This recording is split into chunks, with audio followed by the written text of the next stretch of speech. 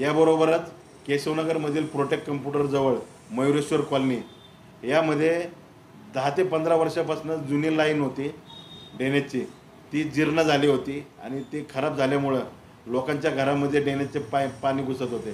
शेजारी नदी असल्यामुळे नदीच्या बाजूला दुर्गंधी पसरत होती व घाणीचं साम्राज्य साठल्यानंतर ज्यावेळेस मला तेथील माझ्या भगिनी सीमाताई बडवकाड असतील, कुंजीर मावशी असतील व तिथले काही नागरिक माझ्यापर्यंत पोचले, त्यांनी मला ही समस्या सांगितली आणि मी हडपसर मुंडवा क्षेत्रीय कार्यालयाचे आदरणीय ढवळेसाहेब सहाय्यक आयुक्त आहेत, त्यांच्या कानावर ही बातमी सांगितली.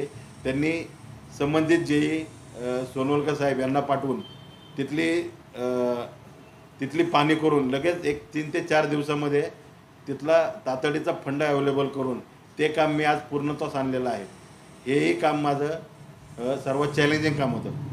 केशवनगरमध्ये सर्वात प्रमुख समस्या आहे ती